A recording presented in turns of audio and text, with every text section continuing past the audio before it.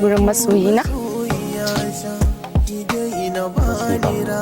Ka san yau Alhamis, gobe Juma'a. Ka san an ce akwai wani albarka da ake samu na masoya da Alhamis da Juma'a. Shi na ce bari in zo zance wurin ka. Magana nake maka.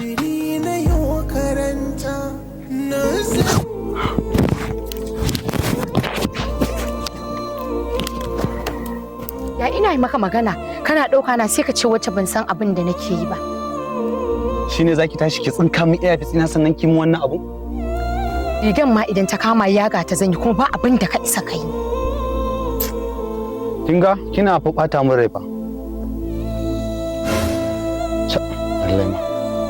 Na ce na zo zance yau. To me zan miki? Zance na zo yi gurin masoyina mana. To ai ni a iya wayo na da nayi da kuma girman da nayi a ƙasar Hausa. A al'adance ɗa namiji na sani yana shiryawa ya je gurin mace zance ba wai ɗa mace ta ɗauka kafa ta zo gurin ɗa namiji zance ba. Ni ma a arewa na girma.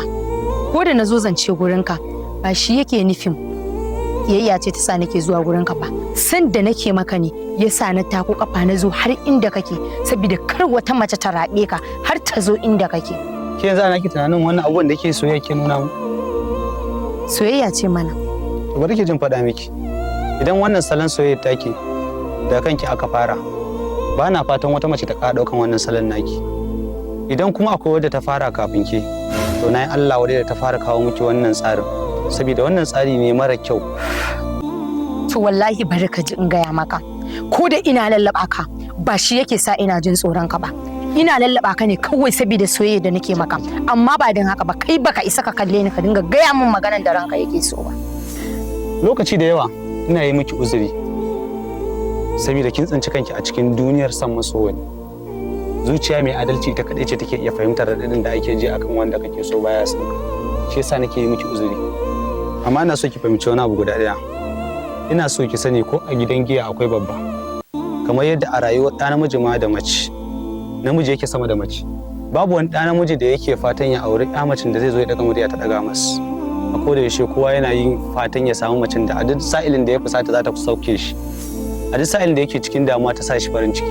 A duk sa'ilin da yake cikin kewa ta sa shi annishuwa. Ba wai wacce za ta zo ta ɗaga ma murya da hayagaga da waye da sauransu ba. Waye zai sha'awar zama da ke kina da wannan halin? Ba haka bane. Kai ne ka kasa fuskanta na. Har ka ja ina ɗaga maka murya. Ina son ka ne kawai saboda ba na son mata su raɓi inda kake. Ba wai ina ɗaga maka murya saboda rashin kunya bane ko ba na ganin mutuncinka. Kawai son ka ne ya ja min haka. Soyayya fa ba hauka bace. Sannan ba da zuciya ba tamkar ka je ka shago ka siyo alewa ka tsotsa ka jefar bane in ta ishe ka. Kai kaɗai nake so kuma da kai nake son ne rayuwa. Kuma babu wata 'ya mace da ta isa idan har ina rayu ta raɓe ka. Amma ina so ki gane baki hau layin da zaki samu abin da kike so ba. Saboda tsarin matar da nake so ba irin tsarin kike kai ba. Kalar matar da nake so ba kalar ki bace. Ke kanki ma baki mun ba. Ra'ayinki bai mun ba. Salon ki bai mun ba. To bari ka ji in gaya maka. Sannan ina so ka sani ka buɗe kunninka da kyau. Sannan ka buɗe kwakwalwarka. Gobe Juma'a ba na so na zo gida ba tare da na same ka ba. Sannan kuma ina so ka sani babu wata 'ya mace da ta isa ta yi rayuwa da kai idan har ba ni bace. Yau masoyi, na manta. Yau baka ce min wankan yayi kyau ba, saboda kwalliyar nan dan kai nake. Ina gama kwalliyar nan nace babu wanda ya kamata ya ga kwalliyar idan har ba kai. Ya kamata ka yi murmushi mana. In biki bar nan ba na rinsi Allah zan duka ki da kasa ki bar nan gurin. Aba masoyi na. Okay, ba kya tsoro ko? Ba kya tsoro? Ka mishi nan.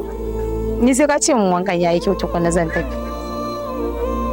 Dan Allah dan annabi ki ba gurin nan. Inna lillahi wa inna ilaihi raji'un. La ilaha illa anta subhanaka inni kuntu minaz zalimin. Allah ka tsare mu da masifa.